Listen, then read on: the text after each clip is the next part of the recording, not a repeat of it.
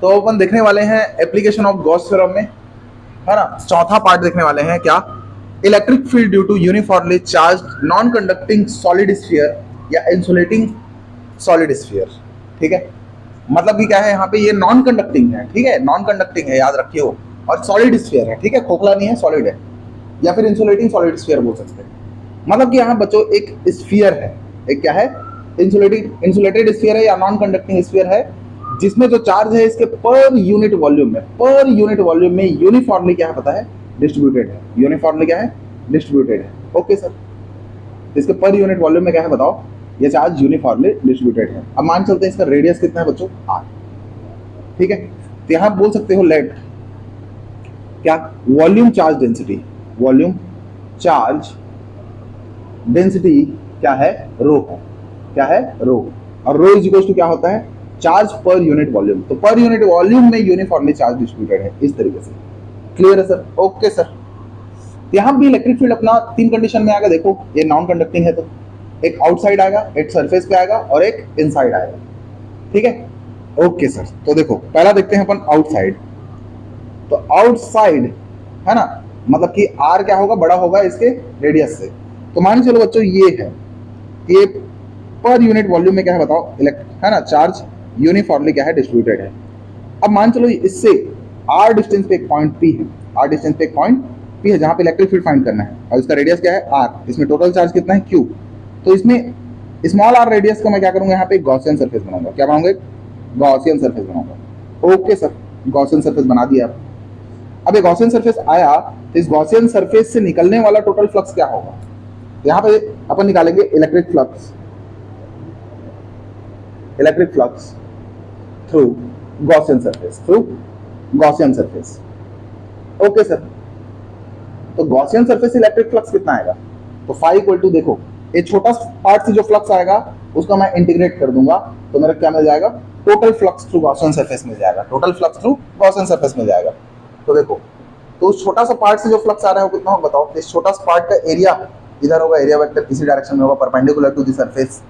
Okay, और इसी direction में इसका इलेक्ट्रिक फील्ड भी निकल रहा होगा इस सब चार्ज के नाम से। रेडियली आउटवर्ड होता है इलेक्ट्रिक फील्ड, है ना। ओके, तो E इंटू डी ए, और दोनों को डायरेक्शन सेम होने के नाम से यहाँ पे क्या आएगा, cos 0। तो फाई इक्वल टू E बाहर, यहाँ पे डी ए होगा, cos 0 होता है 1। अब जानते हो डी ए मतलब क्या हो जाएगा, छोटा सा एरिया, और इंटीग्रेशन मतलब पूरा का पूरा गॉसियन सरफेस का एरिया। तो गॉसियन सरफेस का एरिया जो होता है, तो गॉसियन सरफेस कैसा है यहाँ पे, स्फेरिकल। तो स्फीयर का जो एरिया होता है, सरफेस एरिया, वो कितना होता है, 4 पाई आर स्क्वायर। यहाँ पे छोटा आर रहेगा, ठीक है, क्योंकि गॉसियन सरफेस का रेडियस लेना है, ना कि अपने को इसका रेडियस लेना है। ओके, तो 4 पाई आर स्क्वायर हो जाएगा। अब यहाँ पे मैं लगाऊंगा क्या, यहाँ पे बाई गॉस लॉ। तो गॉस लॉ यहाँ पे लगाएंगे क्या हो जाएगा, तो गॉस लॉ होता है phi equals to Q by epsilon naught. तो गॉसियन सरफेस के अंदर टोटल चार्ज क्या है, तो देखो ये गॉसियन सरफेस है, इसके अंदर टोटल चार्ज कितना है, क्यू। ये total charge per unit volume में जितना भी चार्ज डिस्ट्रीब्यूट हुआ है, वो कितना चार्ज डिस्ट्रीब्यूट हुआ है, तो क्यू चार्ज टोटली डिस्ट्रीब्यूट हुआ है पर यूनिट वॉल्यूम में, तो टोटल चार्ज क्यू है। और फाई का वैल्यू कितना है यहाँ पे, E into 4 pi R square equal to कितना है, क्यू बाई एप्सिलॉन नॉट। इस तरीके से बच्चों इसको इसके अपॉन ले होंगे तो कितना आ जाएगा, तो 4 pi epsilon naught into R square. तो ये हो जाएगा इसका क्या हो जाएगा, इलेक्ट्रिक फील्ड। यहाँ से पता चल रहा है इलेक्ट्रिक फील्ड जो होता है आर स्क्वायर के इनवर्सली प्रोपोर्शनल होता है। तो बिल्कुल सेम है जो पिछला अपन देखे थे क्या, है ना, यूनिफॉर्मली चार्ज स्फेरिकल सेल के बारे में देखे थे, है ना। जो स्फेरिकल सेल है वो कंडक्टिंग भी हो सकता है, नॉन कंडक्टिंग भी हो सकता है। ओके सर, ठीक है। तो यहाँ पे अपने को पता चल गया सर, क्या पता चल गया अपने को बताओ, तो अपने को ये पता चल गया कि जो इलेक्ट्रिक फील्ड होता है आउटसाइड, चाहे वो सॉलिड हो चाहे वो सेल हो, सॉलिड स्फीयर हो या स्फेरिकल सेल हो, दोनों के लिए क्या होता है, आउटसाइड सेम होता है, जो कि कितना आता है, इतना आता है, Q by 4 pi epsilon naught into R square. Okay, ठीक है सर। तो आउटसाइड मेरे को मिल गया, तो पहला मेरे को क्या मिल गया बताओ, आउटसाइड मेरे को मिल गया इलेक्ट्रिक फील्ड जितना, तो E equal to 1 by 4 pi epsilon naught Q by R का स्क्वायर, ये मिल गया। ओके सर, आउटसाइड निकाल दिए। अब कहाँ पे निकालेंगे, तो अब निकालेंगे अपन क्या, एट सरफेस। तो एट सरफेस कितना होगा, तो सरफेस पे क्या हो जाएगा, R equal to capital R, सीधा बात। तो आर की जगह कैपिटल आर इसमें रख दो, तुम्हारा एट सरफेस आ जाएगा। तो ई इक्वल टू आ जाएगा कितना, 1 by 4 pi epsilon naught Q by R का स्क्वायर। तो सरफेस तो ऐसे ही निकाल लिया अपन। अब निकालना है अपने क्या, इनसाइड, ठीक है, इनसाइड निकालना है। इनसाइड कितना है, तो देखो ये दूसरा में निकाल दिया क्या, एट सरफेस। अब तीसरा मैं निकालूंगा इनसाइड, तो इनसाइड है ना solid sphere, inside solid sphere क्या निकालेंगे, इलेक्ट्रिक फील्ड। इसका मतलब R is less than capital R, R is less than capital R. अब देखो मान के चलो ये है तुम्हारा एक स्फेरिकल है ना, सॉलिड स्फेरिकल क्या है ये, इंसुलेटिंग स्फीयर है ये, जिसके पर यूनिट वॉल्यूम में क्या है, इलेक्ट्रिक फील्ड यूनिफॉर्मली डिस्ट्रीब्यूट है। तो मान के चलो यहां से यहां तक क्या है बताओ, इसका रेडियस है कैपिटल आर। अब बच्चों ये पॉइंट पी जहां पे मैं इलेक्ट्रिक फील्ड फाइंड करता हूं वो पॉइंट पी यहां पे आ गया, ये पॉइंट पी यहां पे आ गया, यहां पे ये पॉइंट पी। अब यहां पे आया कितना डिस्टेंस पे, आर डिस्टेंस पे, तो यहां पे मैं क्या बनाऊंगा, गॉसियन सरफेस। क्या बनाऊंगा, ऐसा गॉसियन सरफेस। तो गॉसियन सरफेस जानते हो हाइपोथेटिकल सरफेस है, जो हकीकत में नहीं है बट अपन बस इमेजिन करते हैं। ओके सर, तो ये जो गॉसियन सरफेस है क्या है, गॉसियन सरफेस है, स्फेरिकल गॉसियन सरफेस है। हाँ सर, इतना तो हमको भी पता है। अब देखो इस पूरे सॉलिड स्फीयर के पर यूनिट वॉल्यूम में टोटल चार्ज कितना है, क्यू। यस सर, बिल्कुल। लेकिन यहाँ पे जो ये गॉसियन सरफेस है, इसमें इसमें इतना इतना सरफेस कर लूंगा तो ऊपर में जो पर यूनिट वॉल्यूम में ये ऊपर का जो चार्ज है वो तो इसमें इंक्लूड नहीं होगा। इस गॉसियन सरफेस के अंदर में जो चार्ज है वो इंक्लूड होगा, क्योंकि गॉस थ्योरम तो इनसाइड चार्ज के लिए होता है, आउटसाइड चार्ज के लिए नहीं होगा। तो इसके अंदर कितना चार्ज है, तो देखो पूरा पर यूनिट वॉल्यूम, हर एक जगह वॉल्यूम का टोटल चार्ज मिलाकर कितना है, क्यू। तो इतना सरफेस कर लूंगा तो बाहर वाला चार्ज छूट जाएगा, तो 100% ये गॉसियन सरफेस के अंदर जो चार्ज आने वाला है वो इस क्यू चार्ज से कम आने वाला है। तो मान लेते हैं उसको क्यू डैश। क्या मान लेते हैं, क्यू डैश। तो क्यू क्या है, टोटल चार्ज, टोटल चार्ज है। और क्यू डैश क्या है ना, क्यू डैश जो है चार्ज है ना इनसाइड गॉसियन सरफेस है, inside Gaussian surface. Okay sir, charge inside Gaussian surface है, समझ में आ गई।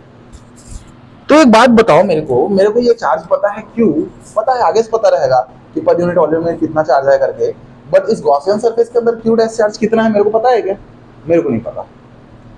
तो इस क्यू डैश चार्ज को मेरे को फाइंड करना है। तो क्यू डैश चार्ज को मैं फाइंड कैसे कर सकता हूँ, तो देखो क्यू डैश चार्ज को फाइंड करना है तो यहाँ पे एक चीज जो है वो गॉसियन सरफेस और इस पूरा बड़े सरफेस सॉलिड स्फीयर दोनों के लिए क्या होगा, सेम होगा। वो क्या चीज है पता है, वो है तुम्हारा volume charge density. Volume charge density चाहे छोटे टुकड़े का निकालो चाहे पूरे के पूरे बड़े से स्फीयर का निकालो, वो क्या रहेगा, हमेशा सेम रहेगा। तो वॉल्यूम चार्ज डेंसिटी हमेशा कांस्टेंट रहेगा। तो इसलिए यहां बोल सकते हो वॉल्यूम चार्ज डेंसिटी है ना of solid sphere is equals to क्या होगा बताओ, वॉल्यूम चार्ज डेंसिटी ऑफ क्या होगा बताओ, गॉसियन सरफेस, गॉसियन सरफेस। ये दोनों सेम होगा। तो देखो वॉल्यूम चार्ज डेंसिटी इसका कितना आएगा बताओ, पूरे सॉलिड का।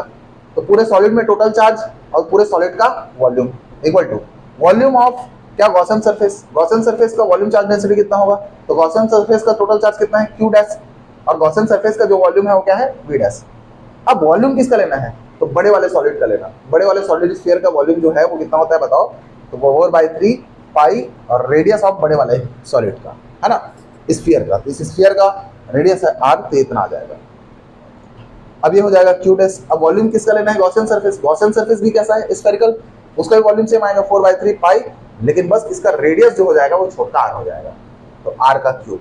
दोनों साइड से देखोगे तो 4/3 पाई कटेगा बच्चों, और यहां से अपन निकाल सकते हैं जो क्यू डैश होगा आर क्यूब इसके ऊपर मल्टीप्लाई होगा, तो क्यू आर क्यूब अपॉन में आएगा कितना, बड़का आर क्यूब, अपॉन कितना आएगा, बड़का आर क्यूब। तो ये मेरे को क्यू डैश पता चल गया, मेरे को क्या पता चल गया, क्यू डैश पता चल गया। तो मैं इधर को मिटा रहा हूं, ठीक है, ओके। अब क्या करेंगे अपन, अब देखो अपन देखेंगे electric flux, electric flux through Gaussian surface, through Gaussian surface. तो गॉसियन सरफेस से कितना इलेक्ट्रिक फ्लक्स जा रहा है, तो फाई इक्वल टू वो जो छोटा स्पार्ट से जा रहा होगा, मान चलो यहाँ पे एक छोटा स्पार्ट लो, तो छोटा स्पार्ट जितना जा रहा होगा तो वो कितना जाता है, वो जाता है ई डी ए कॉस 0, क्योंकि डायरेक्शन तो सेम आना है। तो ई बाहर होगा, डी ए का वैल्यू, डी ए का इंटीग्रेशन का वैल्यू कितना होता है, 4 पाई आर स्क्वायर, यही आता है। यस सर, यही आता है। एंड गॉस थ्योरम क्या बोलता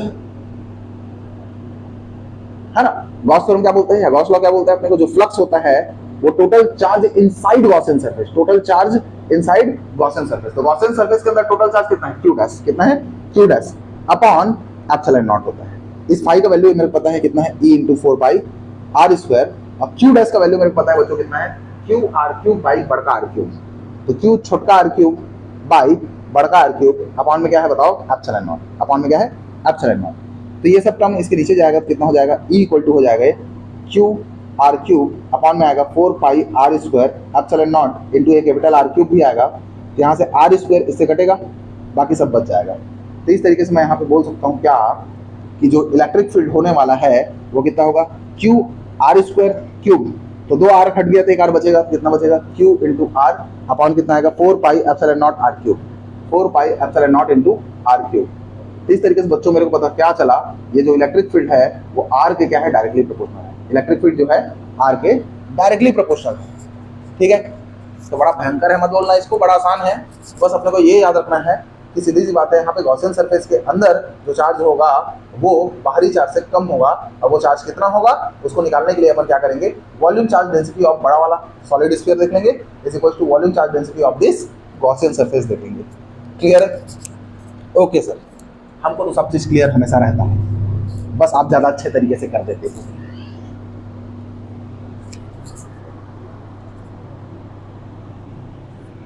तो मेरे को यहाँ पे 3 चीज पता चला। पहला चीज पता चला क्या, आउटसाइड, तो outside is solid non conducting sphere क्या है बताओ, अपना जो इलेक्ट्रिक फील्ड होता है वो क्या होता है, 1/4 pi epsilon naught Q by छोटका आर का स्क्वायर होता है। मतलब ये जो इलेक्ट्रिक फील्ड है वो आर स्क्वायर का इनवर्सली प्रोपोर्शनल होता है। दूसरा पता चला क्या पता है, सरफेस पे, तो सरफेस पे जो इलेक्ट्रिक फील्ड होता है वो मैक्सिमम होता है 1/4 pi epsilon naught Q by बड़का आर का स्क्वायर होता है। ओके सर, लेकिन इनसाइड है ना, तो इनसाइड जो इलेक्ट्रिक फील्ड होता है वो कितना होता है, 1/4 पाई एप्सिलॉन नॉट, ये होता है क्यू छोटका आर अपॉन बड़का आर का क्यूब होता है, छोटका आर इंटू बड़का आर का क्यूब। यहाँ से इलेक्ट्रिक फील्ड पता चलता है डायरेक्टली प्रोपोर्शनल आर के, और यहाँ पे ई जो है वो क्या है बताओ, मैक्सिमम है। ठीक है सर, तो यहाँ पे एक ग्राफ होगा, यहाँ देख सकते हैं क्या, variation of electric field with distance R, मतलब यहाँ पे मैं देखने वाला हूँ क्या, ग्राफ देखने वाला हूँ किसके बीच में, तो ग्राफ देखने वाले हैं, graph between E versus R, सीधा बात। तो यहाँ पे ग्राफ जो होगा वो कैसा होगा, देखो ये आर है और ये क्या है, इलेक्ट्रिक फील्ड है। तो यहाँ पॉइंट बना देते हैं। सबसे पहले ये वाला पॉइंट जो है आर इक्वल टू बड़का आर है, इस साइड लेंगे तो आर जो होगा वो क्या होगा, greater than radius of the solid sphere होगा, है ना, और इस साइड जो होगा वो आर क्या होगा, छोटा आर जो less than radius of the solid sphere होगा। तो देखो ऐसा रहेगा तो क्या होगा ये बताओ, ये वाला पोर्शन क्या होगा बताओ, पूरा पूरा inside the solid non conducting sphere होगा, और ये क्या होगा, सरफेस होगा, क्या होगा, surface of the solid non conducting sphere, और ये क्या होगा, आउटसाइड होगा।